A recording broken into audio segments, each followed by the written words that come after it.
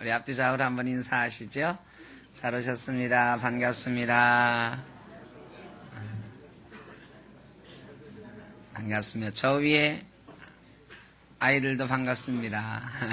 잘 오셨습니다.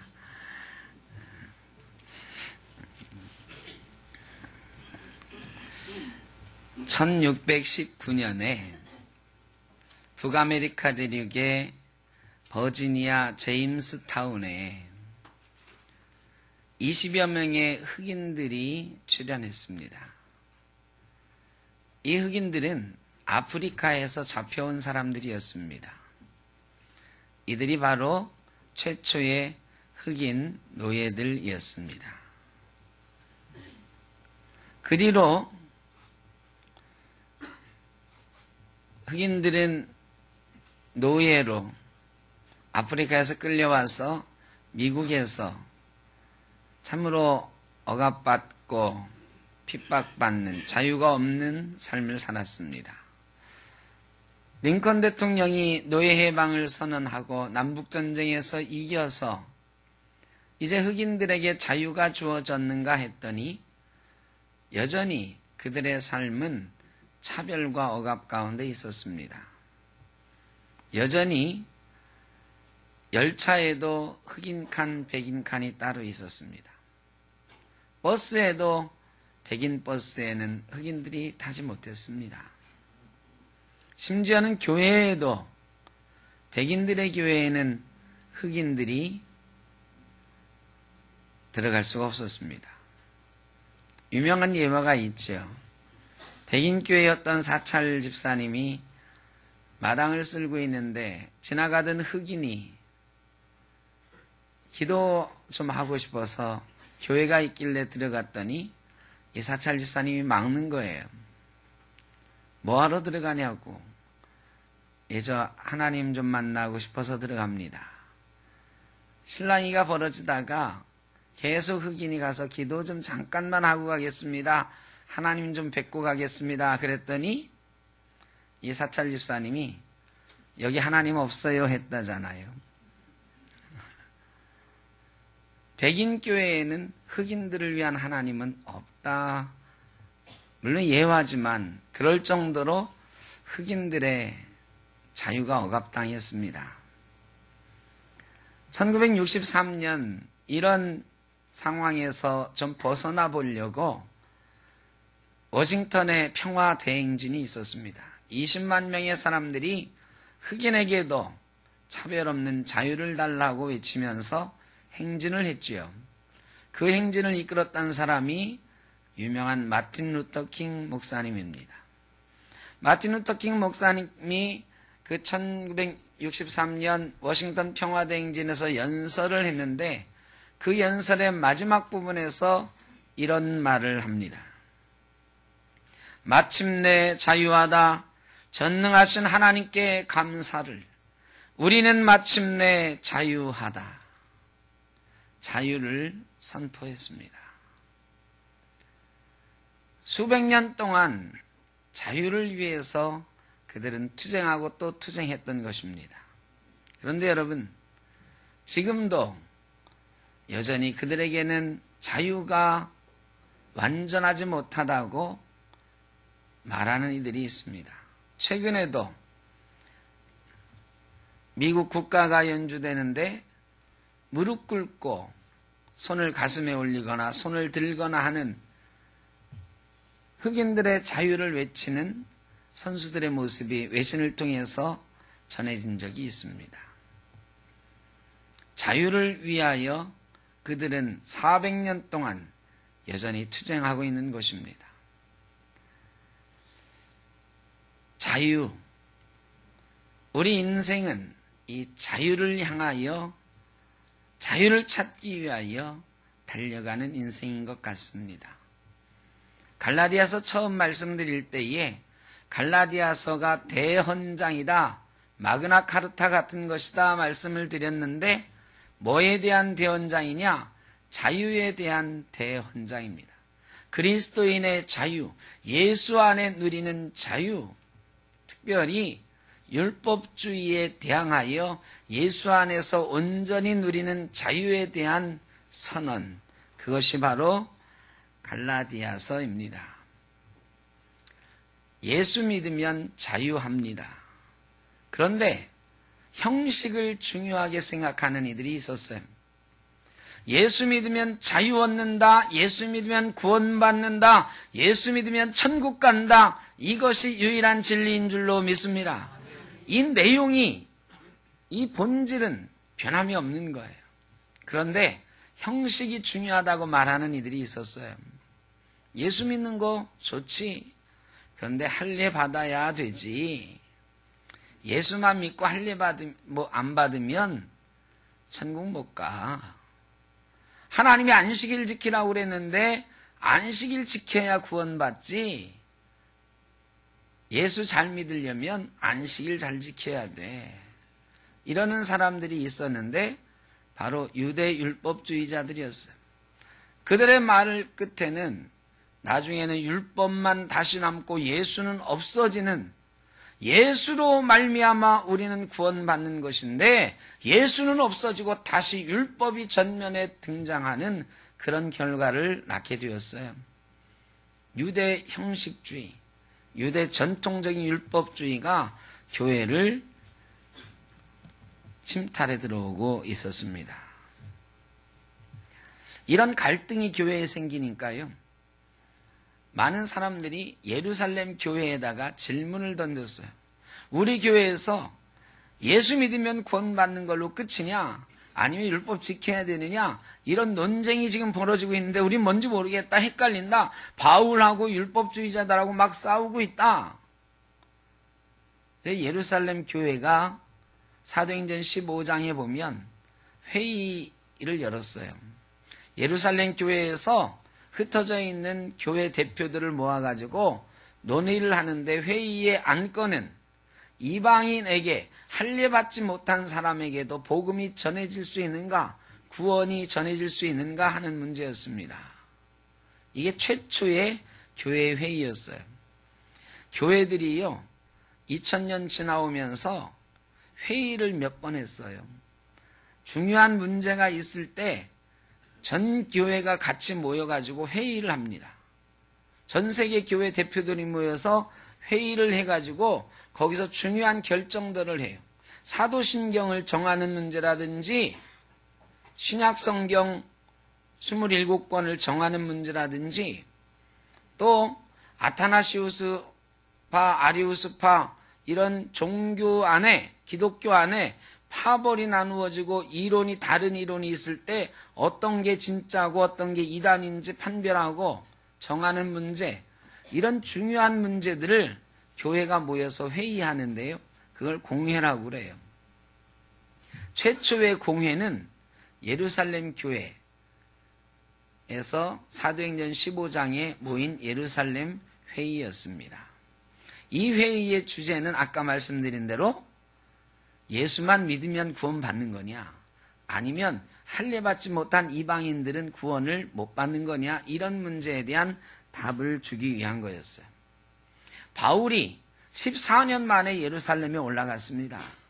바울은요, 예루살렘 교회에 별로 관심이 없었어. 이 예루살렘 교회가 교회의 중심이거든요. 예루살렘 교회에 예수님 동생 야고보, 베드로, 12사도들, 이런 사람들이 있어가지고 예루살렘 교회가 교회의 중심이었어요. 예루살렘 교회가 교회의 핵심이었어요. 그러니까 바울이 교회의 중심이 되려면 예루살렘을 좀 자주 갔어야 돼. 가가지고 그 사람들하고 교제도 하고 그 사람들로부터 인정도 받고 그래야 됐는데, 사도 바울은 그런 일을 하지 않았어요. 예루살렘을 떠난 지 14년 동안 한 번도 가지를 않았어요. 그런데 성경에 보면 이때는요, 예루살렘 교회에 가가지고 공식적으로 교회 앞에 발언하는 것뿐만 아니라 사사로이 베드로도 만나고 야고보도 만나고 유력한 사람들을 만나가지고 내가 전한 복음이 이거고 복음의 진리는 이거고 이런 것들을 말했다, 이렇게 기록하고 있습니다. 왜냐하면 내가 여태까지 다른 박질해 온 것이 헛되게 하지 않으려고. 바울은 필사적이었어요. 복음은 예수 믿으면 구원받는 거다. 다른 거가 필요가 없다. 이게 바울의 확고한 확신이었는데 그게 막 지금 흔들리고 있으니까 예루살렘 교회가 모여서 그거를 결정한다고 하니까 이번에 이것을 지켜내지 못하면 안 된다. 사생결단한 마음으로 예루살렘 교회 가가지고요. 이 사람도 만나고 저 사람도 만나고 많은 사람 만나면서 이 복음에 대해서 얘기를 하는 거예요. 그런데 사람들이 바울하고 같이 온 사람 중에 디도가 있으니까 이 디도는 바울의 동역자인데 이방 사람이거든요. 부모가 이방인이에요. 이 사람이 있는 것을 보고 바울에게 아니 저 사람은 교회 들어와도 되냐고, 저 사람 할례도 못 받았는데 여기 왜 있느냐고, 할례도 못 받은 사람하고 우리가 이렇게 같이 앉아 있을 수 있냐고, 회의는 무슨 회의냐고, 저 사람 여기에 들어오게 하려면 할례 받고 들어오게 해, 그러는 거예요. 바울이 디도를 데리고 나가가지고 고민하는 거죠. 한 사람이라도 더 내 주장을 좀 지지해주고 내 편에 서줘야 될 사람이 있어야 되는데 이 디도가 확실히 내 편인데 이 디도를 데리고 가서 이방인도 이렇게 구원받을 수 있다는 걸 보여주고 싶은데 이 사람 할례 받게 해서 들여보낼까? 안 돼. 안 돼. 왜 안 되느냐? 거짓 교회 안에 가만히 들어온 4절에 보면 이는 가만히 들어온 거짓 형제들 때문이라. 그들이 가만히 들어온 것은 그리스도 예수 안에서 우리가 가진 자유를 엿보고 우리를 종으로 삼고자 함이로다. 가만히 들어온 거짓 형제들, 이 유대주의자들이에요. 이 유대주의자들이 바울과 디도를 보고 있는 거야. 할례를 하나하나. 할례하면 뭐라고 트집 잡으려? 봐라, 너도 할례 받게 해가지고 교회로 데려오지 않느냐? 그러니까 할례 받아야 교회 들어올 수 있는 게 맞아. 할례 받아야 구원받는 건 맞잖아. 이렇게 할까 봐서 바울이 디도에게 너 교회 안 들어와도 좋아. 이 회의에 나 혼자 들어가도 좋아. 그런데 이 진리는 우리가 포기할 수 없는 것 아니냐? 할례 받지 마라. 할례 받아야 구원받는다고 한다면 너 할례 받지 마라. 그거 잘못된 거니까. 바울이 강하게 그것을 지켰다는 거예요. 거짓 형제들이 있다. 교회 안에 거짓 형제들이 있어요. 이 거짓 형제들은 당시에 할례 받아야 구원받는다, 안식일 지켜야 구원받는다, 율법 지켜야 구원받는다 하는 것처럼 거짓된 복음을 전하는 사람들이에요. 요즘으로 말하면 이단입니다. 이단. 가만히 들어온 거짓 형제들이 있어. 이 이단들이 말이죠, 예수 안 믿는 사람들한테 가가지고 전도하나요? 아니, 예수 믿는 사람한테만 전도해. 왜? 형제들이라고 우리에게 속여서 다가오거든요. 거짓 형제들이에요. 가만히 들어와. 몰래 들어와. 나 신천지요 하고 들어온 사람 하나도 없어. 아닌 것처럼 하고 들어와 가지고요, 형제인 것처럼 막 하다가 살짝 우리를 꼬셔가지요. 이 이단들이 참 많아요. 신천지 있지요, 통일교 있죠, 여호와의 증인, 안식일, 구원파, 뭐 수도 없이 많아요.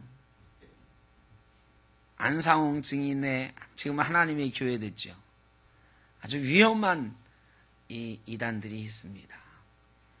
여러분, 그런데 성락교회는 이단입니까? 아닙니까? 요 옆에 큰 교회 또 하나 있어 오다 보면 오류동에 평강제일교회 출석교인이 6만 명이에요. 거기 가보셨어요? 구경삼아 한번 가보세요.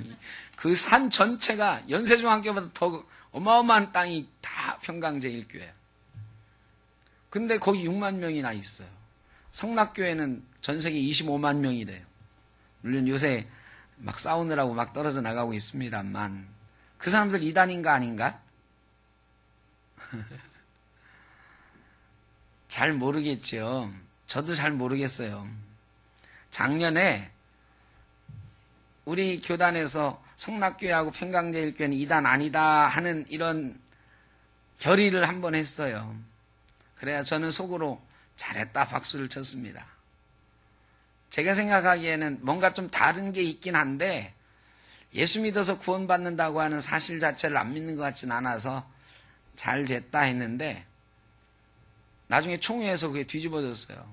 그리고 그거 추진했던 사람들 대표적으로 사무총장이 잘렸죠. 그래가지고 다시 이단이다 이렇게 됐어요.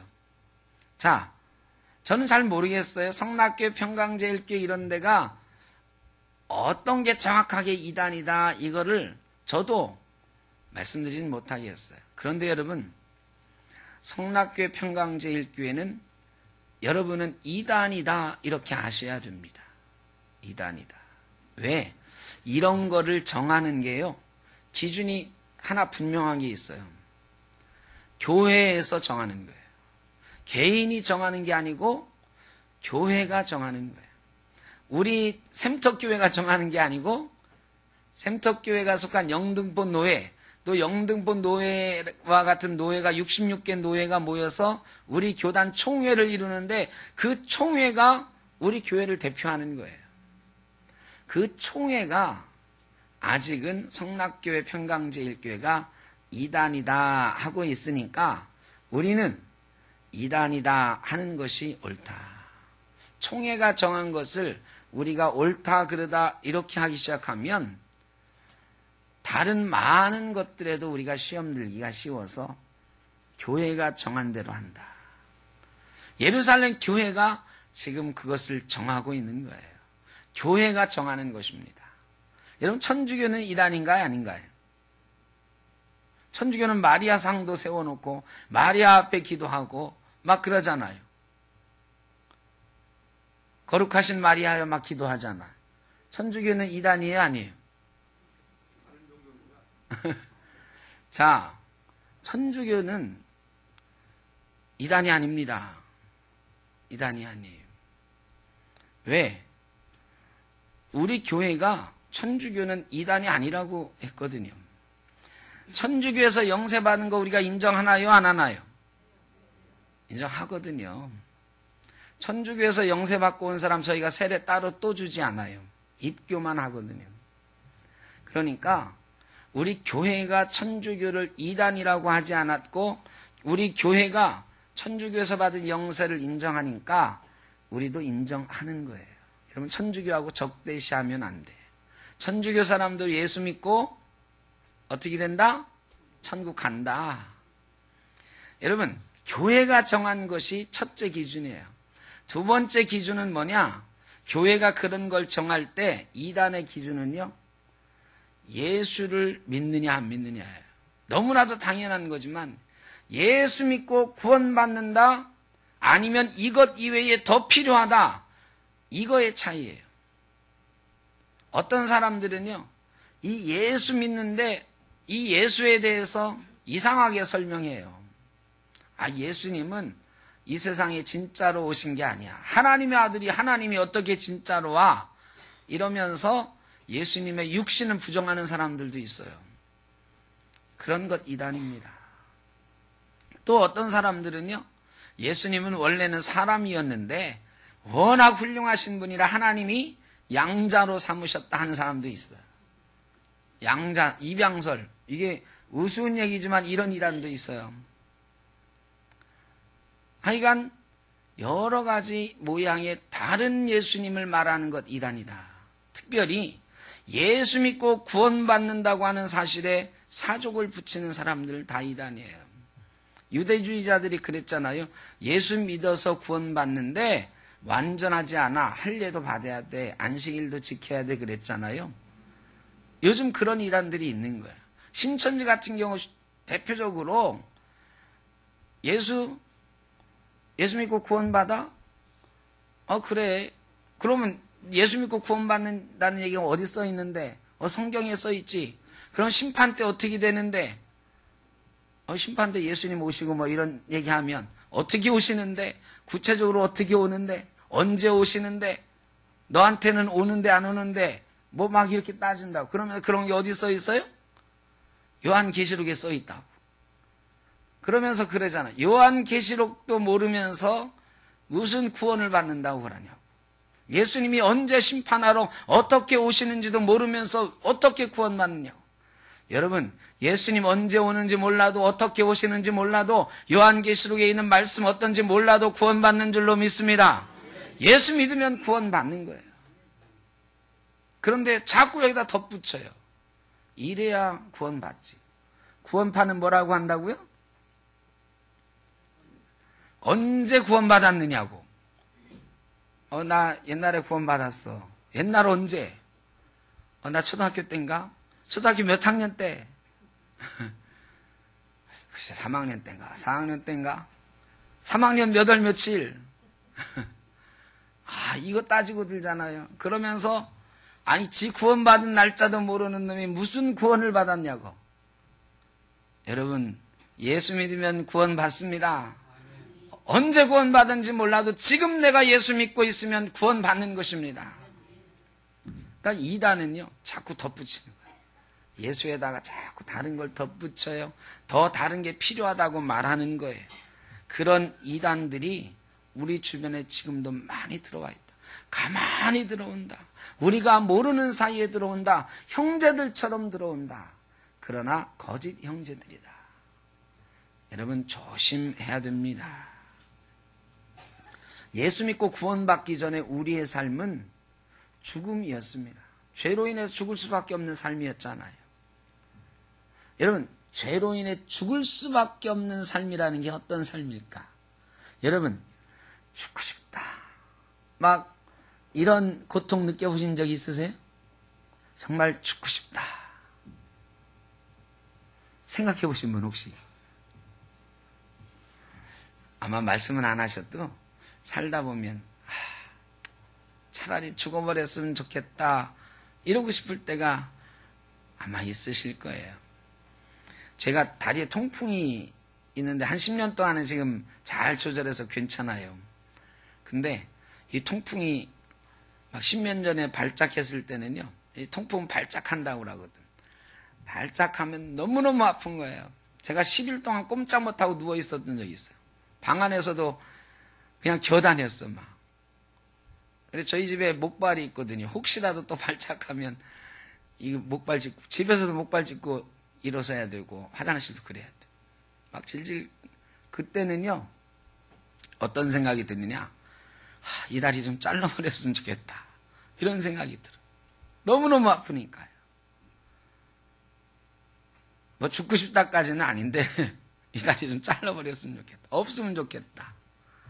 근데 여러분, 삶이 너무너무 힘들면, 이 생을 좀 끝냈으면 좋겠다. 이런 때도 있잖아요. 죽음과도 같은 고통. 러시아에 어떤 부대의 황제가 이렇게 순시를 나갔는데, 밤중에 순시를 나갔어요. 근데 어떤 병사가 이런 테이블에 이렇게 자고 있어. 가만히 보니까 울다가 잠이 들었어. 그 탁자 위에 보니까 이 쪽지 하나가 있고요. 그 옆에는 권총이 하나 있어요. 권총을 보니까 총탄이 들어있어. 황제가 이상한 생각이 들었습니다. 쪽지에 뭐가 적혔나 하고 이렇게 보니까요. 빚 액수가 써 있어. 빚 액수가. 우리 돈으로 한 3억쯤 이렇게 적혀 있어요. 그리고 그 밑에 이 빚을 누가 갚아줄까? 황제가 딱 상황을 깨달았습니다. 이 병사는 빚이 많은 사람인데 집안에 빚이든 혹시 도박하다 진 빚이든 빚이 너무 많아서 이제 제대를 앞에 두고 있는데 제대하면 그 빚쟁이들에게 독촉당할 것, 시달릴 것 생각하니까요. 살기가 싫은 거예요. 갚을 방법이 없어요. 여러분 빚쟁이한테 쫓겨보셨어요? 감당하기 어렵거든. 삶의 의미를 못 찾고요.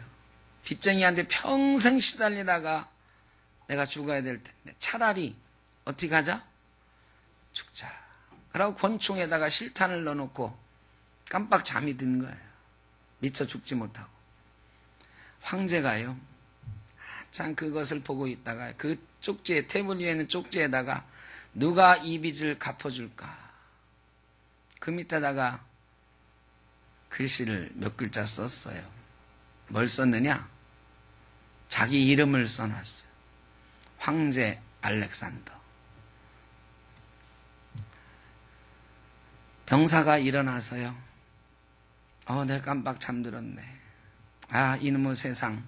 하면서 총을 딱 집어들고 이제 죽으려고 하는데, 테이블 위에 써놨던 그 쪽지에 이 빚을 누가 갚아줄까 하는데 그 밑에 뭔가 써있는 게 보이는 거예요. 눈물 사이로 어른어른 하는데 눈물을 닦고 보니 황제 이름이 있어요. 황제가 다녀가셨다는 걸 알게 됐어요. 그리고 황제가 답을 해준 거야. 뭐라고? 누가 갚아줘요? 내가 갚아줄게. 황제 누구누구. 죽었을까요? 안 죽었을까요? 총을 내려놓고 황제가 나를 위해 빚을 갚아준다고 하니까요. 다른 사람도 아니고 황제가 갚아준다는데 그 3억쯤 며칠 후에 황제가 보낸 비서가 돈을 가지고 왔어요. 빚을 갚아주었어요. 여러분, 죄의 결과는 죽음입니다. 예수 믿기 전에 우리의 삶은 이런 죽음과도 같은 고통이었어요. 죽고 싶다 하는 고통이었어요. 그런데 우리가 예수 믿고 자유함을 얻게 됐어요. 자유함을 얻는다는 건 바로 황제가 빚을 갚아주는 것처럼 예수께서 우리의 빚을 갚아준 거예요. 죄의 빚을 갚아주신 거예요. 우리는 그래서 더 이상 죄의 종노릇 하지 않고 자유함을 얻게 된 것인 줄로 믿습니다. 예수 믿는다는 것은 자유하는 거예요. 예수 잘 믿으시기 바랍니다. 우리 앞뒤 좌우로 한번 인사하시죠. 예수 잘 믿으세요. 예수 잘 믿으십시오.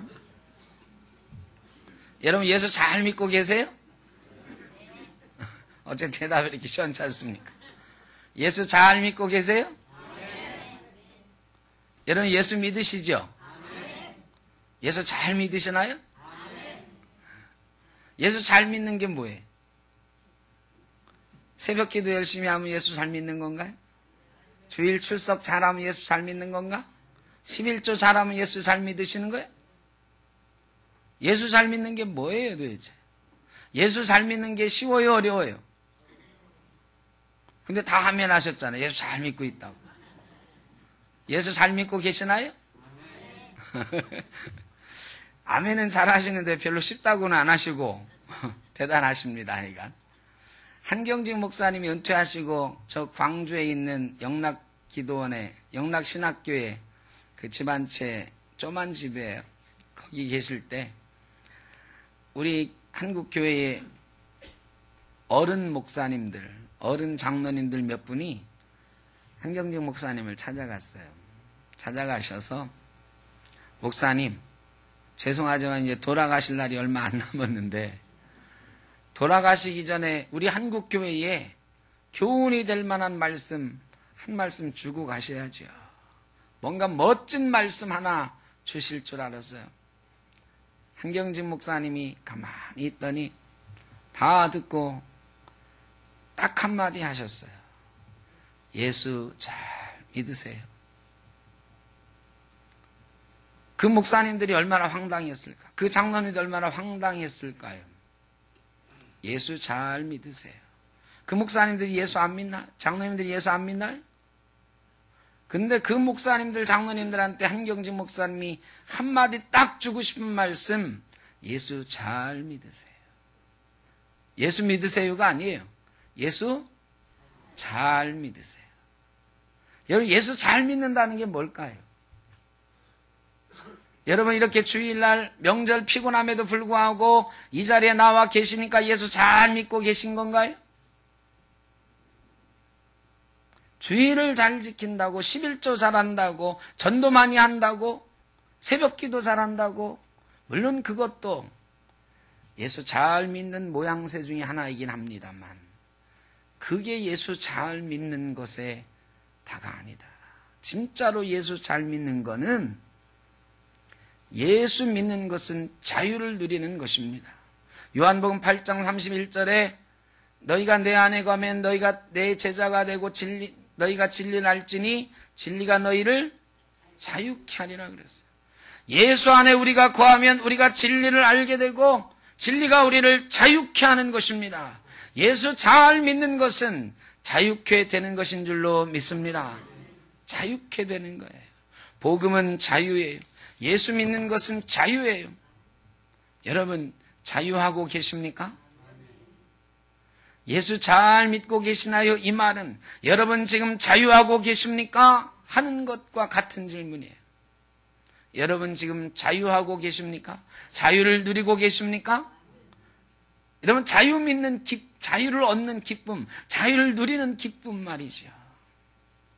미국의 흑인들이 400년 동안 그렇게 얻으려고 했던 자유, 우리가 일제강점기 36년 동안 그렇게 얻으려고 했던 자유는 말이죠, 얽매이지 않는 거예요. 그런데 여러분, 우리는 얼마나 많은 것들에 얽매여 있느냐고요. 예수 믿으면서도 물질에 얽매여서 물질이 조금 어려우면 행복이 없잖아요. 자유가 없잖아요. 예수 믿는데 내 사업이 조금 안 된다고 늘 자유가 없잖아요. 예수 믿는데 우리 자녀들이 공부 못한다고 자유가 없잖아요. 얼마 있으면 수능시험 다가오는데 우리 자녀들이 대학 못 갈까봐, 자기들이 원하는 대학 못 갈까봐 자유롭지 못하잖아요. 그래서 우리의 마음도 억눌려 있고 수많은 걱정과 근심들이 우리 가운데 있잖아요. 여러분, 예수 믿는데 조금 몸이 아프다고 우리가 자유롭지 못하잖아요. 여러분, 우리를 자유롭지 못하게 하는 수많은 것들이 있어요. 평화가 없어요. 자유 뒤에는 기쁨이 있는 것이고 자유 뒤에는 평화가 있는 것인데, 예수 믿고 자유를 누리는데 왜 우리는 평화가 없고 기쁨이 없을까? 여러분, 예수 잘 믿으시면 우리가 자유를 누리게 되고, 자유를 누리면 평화와 기쁨이 있게 되는 줄로 믿습니다. 여러분, 예수 잘 믿고 계십니까? 자유를 누리고 계십니까? 평화를 누리고 계십니까? 기쁨을 누리고 계십니까? 점점 줄어드네. 예수 믿으면 자유를 누리는 거예요. 예수 믿으면 걱정과 근심의 올가미에서부터 벗어나서 자유를 누리는 거예요. 평화를 누리는 거예요. 기쁨을 누리는 거예요. 복음은 자유입니다.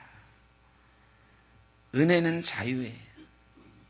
우리 인생은 자유를 찾아 달려가는, 몸부림치는 인생입니다. 예전에 빠삐용이라고 하는 유명한 영화가 있었잖아요.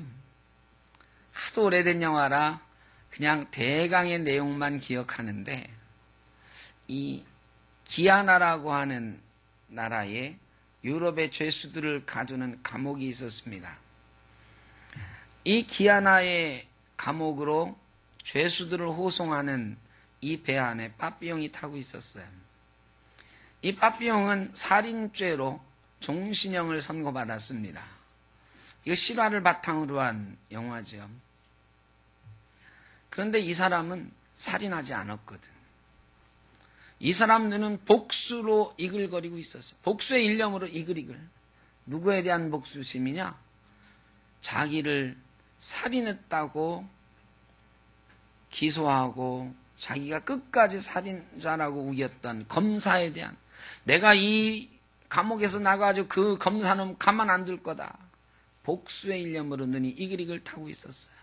그리고 마음속에 다짐을 합니다. 내가 반드시 이 감옥을 나갈 거다. 나는 절대 이 감옥에서 죽지 않는다. 그때부터 빠삐용의 탈출극이 시작이 됩니다. 드가라고 하는 친구를 만나서 탈출을 시도하죠. 첫 번째 탈출을 했는데 성공을 하는 것 같았어요. 감옥을 벗어났어요. 그래 해안에서 이제 배를 타고 도망가기로 어떤 배 주인하고 약속을 해놨는데요. 이 배 주인이 돈만 꿀꺽하고 나타나지 않았어요. 배가 없으니까 탈출했다고 뒤에 병사들은 쫓아오지요. 배는 없지요. 조금 도망가다 그만 붙잡히고 말았습니다. 붙잡힌 결과는 혹독했습니다. 자그마치 2년 동안 독방에 갇혀 있었어요.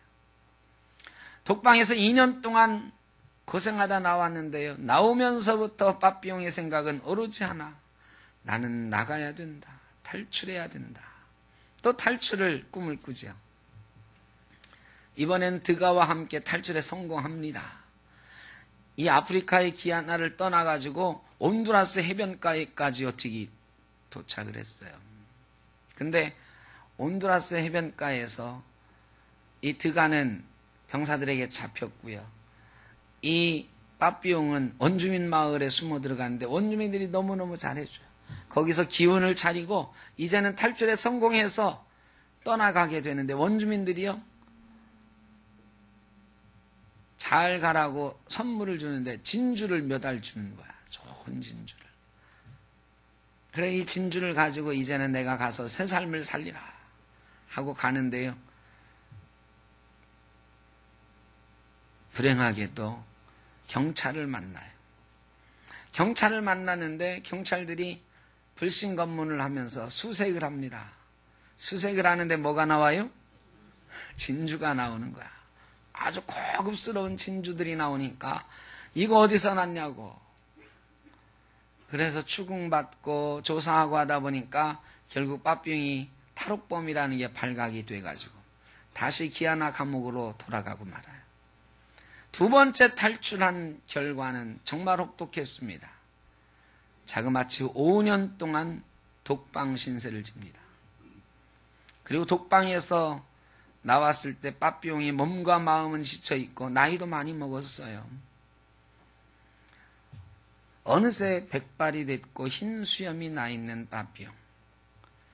이제 두 번씩 탈출하다가 실패한 사람들은, 붙잡힌 사람들은 다른 감옥에 가두는데요.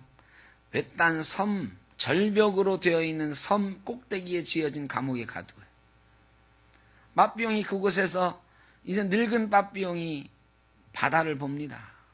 근데요, 파도가 어마어마하게 몰아치는데 빠져나갈 방법이 없어. 그리고 빠져나간다 해도 그 섬 주변에 상어가 우글우글 하는 거예요. 아무도 못 빠져나간다고, 드가조차도 못 간다고 하는데 빠삐용은 포기하지 않아요. 몇 년 동안 바다만 보고 살아요. 어떻게 하면 갈 수 있어요? 봤더니요, 바다가 파도를 치는데 파도가 7번 주기로 치는 거야. 빠삐용이 머리가 번뜩했어요. 코코넛을 갖다가 바다에다 던져보니까 이게 코코넛이 파도 칠 때 밖으로 나갈 줄 알았는데 벽에 부딪혀 깨지는 거야. 그래서 또 연구해 봤더니요, 코코넛을 바다에 던지니까 7번째 파도 끝날 무렵에 던지니까 코코넛이 바위에 안 부딪히고 섬 밖으로 이렇게 조류가 흘러가는 거야.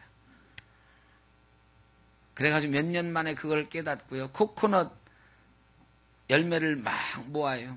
모아가지고 물을 다 빼고 그것을 먼저 던져 놓죠.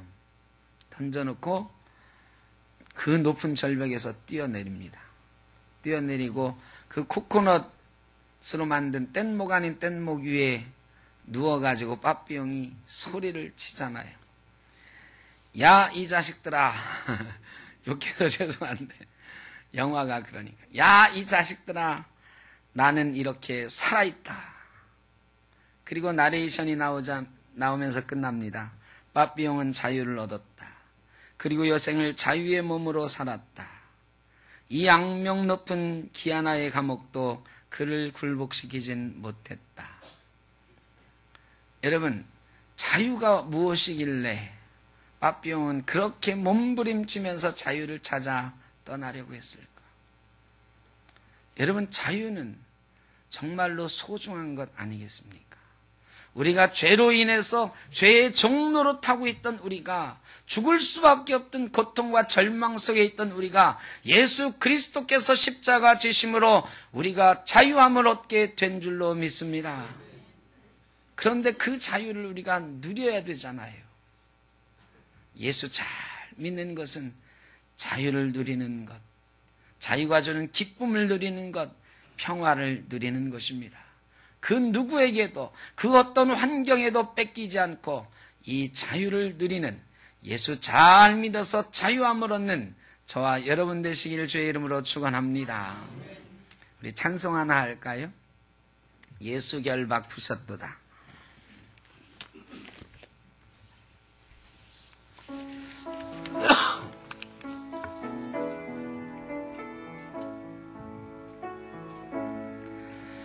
예수 결박 푸셨도다. 모든 결박 푸셨도다. 나의 결박 푸셨도다. 나는 자유해.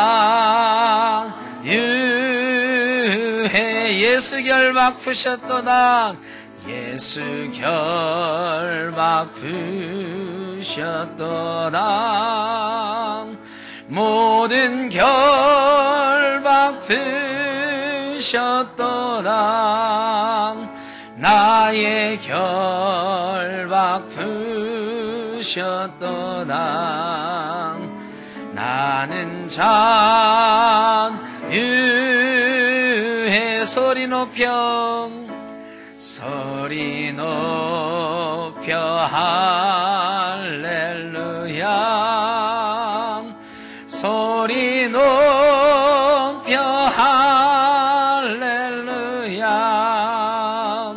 소리 높여 할렐루야. 나는 자유해. 나는 자유해.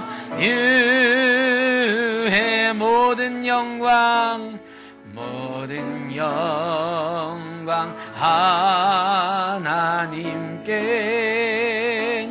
모든 영광 하나님께. 모든 영광 하나님께. 나는 자유해. 찬양하리 찬양하리 영원토록. 찬양하리 영원토록. 찬양하리 영원토록. 나는 자유의 마지막으로 예수 결박 푸셨도다. 예수 결박 푸셨도다. 모든 결박 푸셨도다. 나의 결박 푸셨도다. 나는 자유해.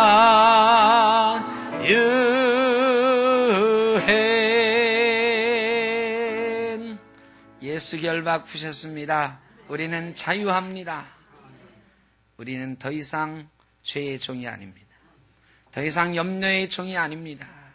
예수 잘 믿으면 우리는 자유를 누리는, 참 자유를 누리는 자유인이 됩니다. 천국의 자유인 되어 예수 안에서 살아가는 저와 여러분 되기를 간절히 바랍니다. 기도하겠습니다. 사랑이 많으신 아버지 하나님 감사합니다.